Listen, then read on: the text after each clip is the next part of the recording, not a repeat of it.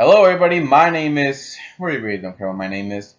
So it's been announced that Disney is going to do a sequel to Frozen. And I actually don't mind. I think they can do a good job. I mean, on one hand, they know how popular this movie is, and they know that if they want to make as much money as they did in the last one and get the same kind of awards like they did with the first one, they're going to have to try to make this sequel better than the first one.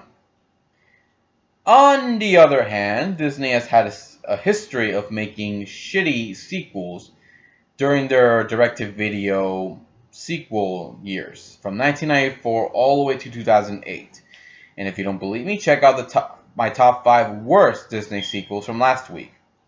Or was it 2 weeks ago? I don't remember. I don't care. So, can Disney do anything different with this upcoming sequel? Has there ever been a Disney sequel that did well and drew in a lot of money and was very popular? Yes. We had Toy Story 2 and we had Toy Story 3. Both good sequels to the first Toy Story movie, maybe even better. I liked the second one and I liked the third one. The third one, to me, I liked the most. Probably because of how well they did ending this whole trilogy. Until I found out they're actually making a fourth Toy Story movie. Anywho, there is also a bad sequel that they made that was actually put in theaters, like The Jungle Book 2. And, okay, to be honest, I mean, the first Jungle Book movie was pretty good. I liked it. But this came out like in the 60s. So it's no surprise this sequel that took place 40 years later didn't get the same kind of reaction that people got from the first one for their sequel. Especially how much they changed this movie. But I do believe Disney can actually do a good job with the sequel as long as they make some changes. First off, you gotta make sure the plot, the story you're gonna make is a little better than the first one. I'm not saying the first one's plot was not bad. I liked it. It was a pretty good plot. I liked the story.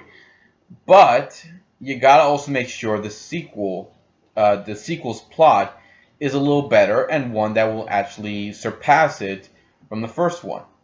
The other thing is you may want to change your characters a little bit. I mean, the first one, Elsa was, she didn't want to use her powers. She was scared that people would judge her and she would hurt her sister. But as we saw in the Frozen short film, she was very more confident with her powers. People seemed to accept her more.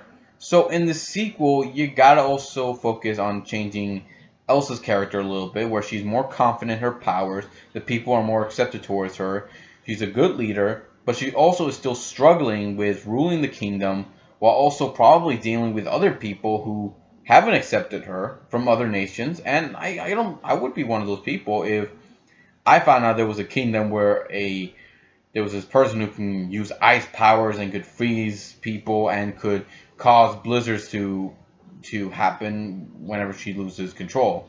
So yeah, I think that could be something that can be used for this plot. What about Anna and Kristoff? Should there be any changes with them too?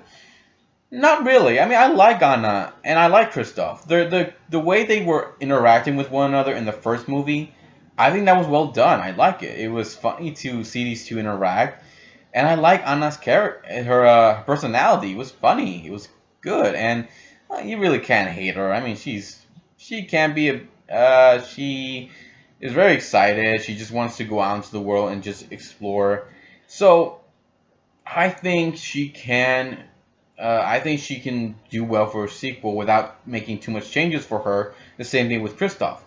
The only thing I think they need to focus on is a villain. I'm not saying Hans wasn't a good villain. I liked the way they revealed he was a villain. It was a nice twist. I didn't see it coming. No one did. But if you're going to have a new conflict for the sisters to go through, then may I suggest throwing in someone with the same kind of powers as Elsa, except make it fire.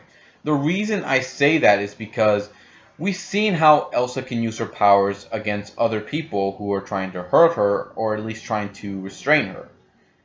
So what happens when you put her against somebody she's never faced against, someone who she, has never fought against with someone who has the same powers as her, and someone who could be the polar opposite.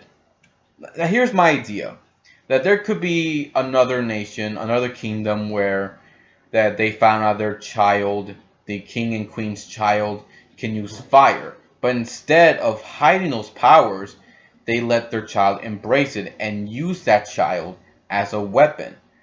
And over the years, that child grows up to be ruthless, to be cold, to be dangerous, to be powerful, and be used as an ultimate weapon for that kingdom to control other nations. Now that is the kind of character I think that can go up against Elsa, because unlike her, she is restrained of her power because she's afraid to hurt people. But this other person, he could be the polar opposite. He, she, whatever, could use their powers to hurt people with no restraint and doesn't care what happens. That could be a good opponent, a good enemy for Elsa to go up against, and it even could be a reflection of what she could have become if she became this person, if she became cold, if she became ruthless, and if she became a monster herself. So I think that would be a great conflict for her to go up against, especially how she's going up against someone who's just like her, who has the same kind of powers, only different, and just is somebody that she sees a reflection of herself again. So I think that would be good. I think that would be a good opponent for Elsa to go up against in the sequel. And I'm not talking about making it like the sequel that the nostalgia critic thinks that should have gone. He wrote it. It made it a gag. He found out what the plot was. Blah blah blah blah. Whatever. This is what I think they should do. They should bring in a villain who could really get into Elsa's head, could make her lose doubt herself.